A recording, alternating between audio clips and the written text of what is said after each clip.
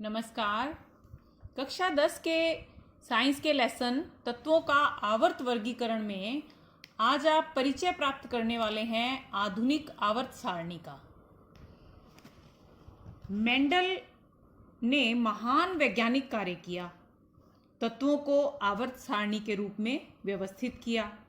इस कार्य में परमाणु की पूरी जानकारी ना होने के कारण कुछ कमियां रही। जैसे ही इलेक्ट्रॉन, प्रोटॉन और न्यूट्रॉन के बारे में अधिक जानकारी प्राप्त हुई, तब 1913 में हेनरी मोजले ने आवर्त सारणी को पुनः व्यवस्थित किया। जहां मेंडल ने परमाणु द्रव्यमान पर आधारित आवर्त सारणी का निर्माण किया था, वहीं मोजले ने पाया कि परमाणु क्रमांक यानी परमाणु संख्या आवर्त सारणी के तत्वों को ज़्यादा अच्छी तरह से व्यवस्थित कर सकता है। मोजले ने बताया कि परमाणु द्रव्यमान की तुलना में परमाणु संख्या अधिक आधारभूत गुणधर्म है। इसलिए मोजले ने परमाणु संख्या को आधार मान आधुनिक आवर्त सारणी का निर्माण किया। इस आधार पर क्या है आवर्त सारणी? तत्वों को उनकी परमाणु संख्या के आरोही क्रम में व्यवस्थित करने पर जो वर्गीकरण प्राप्त होता है, उसे ही कहते हैं आधुनिक आवर्त सारणी। इस व्यवस्था से तत्वों के गुणधर्मों का अधिक परिशुद्धता से अनुमान लगाया जा सकता है। इस व्यवस्था को करने से हमें दशमलव वाली संख्याओं से छुटकारा मिल गया। जहां द्रव्यमान अधिकांशतः दशमलव वाली संख्याओं में होता है, वहीं परमाणु क्रमांक यानी नाभिक में उपस्थित प्रोटॉन पूरी संख्या में होंगे। इसी आधार पर आवर्त सारणी में एक नंबर मिला हाइड्रोजन को, जिसमें एक प्रोटॉन है। ये एक नंबर पर हाइड्रोजन, और 2 नंबर मिला हीलियम को। इसी प्रकार 3 और 4 पर लिथियम और बेरिलियम, और 5, 6, 7, 8, 9, 10 पर boron, carbon, nitrogen, oxygen, fluorine और नियोन तत्व हैं। यानी परमाणु क्रमांक का आरोही क्रम और बन गई आधुनिक आवर्त सारणी।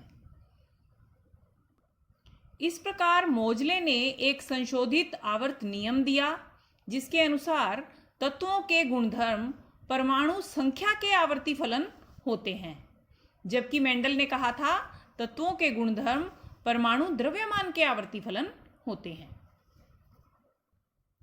आधुनिक आवर्त सारणी में तत्वों की व्यवस्था के लिए 18 ऊर्ध्व स्तंभ हैं, जिन्हें हम समूह कहते हैं, और 7 क्षैतिज पंक्तियां हैं, जिन्हें आवर्त कहा जाता है।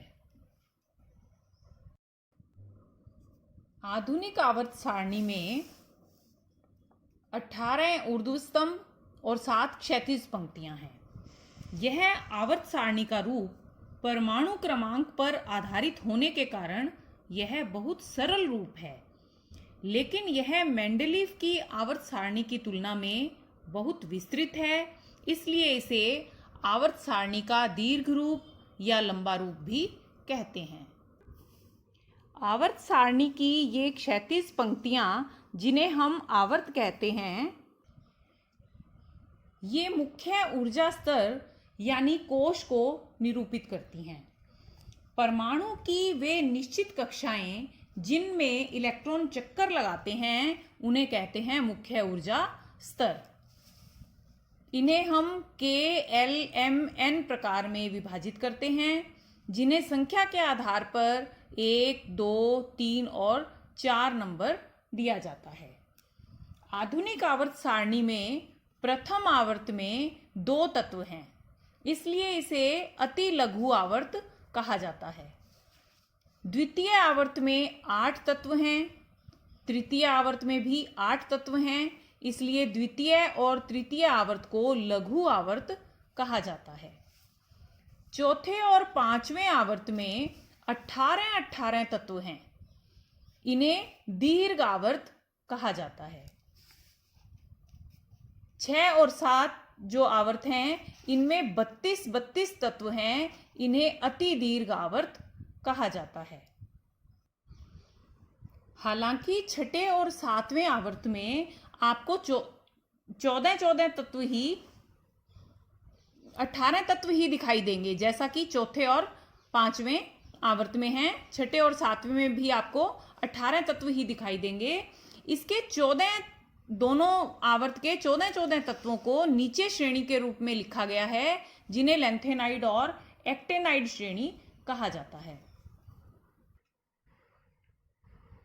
आधुनिक आवर्त सारणी की व्यवस्था इतनी शानदार है कि वर्ग में ऊपर से नीचे चलने पर या आवर्त में बाएं से दाएं चलने पर विभिन्न गुणों में समानता या बढ़ता घटता क्रम दिखाई देता है, जिससे इन गुणों को समझ पाना, याद रख पाना बहुत ही आसान और सहज हो जाता है।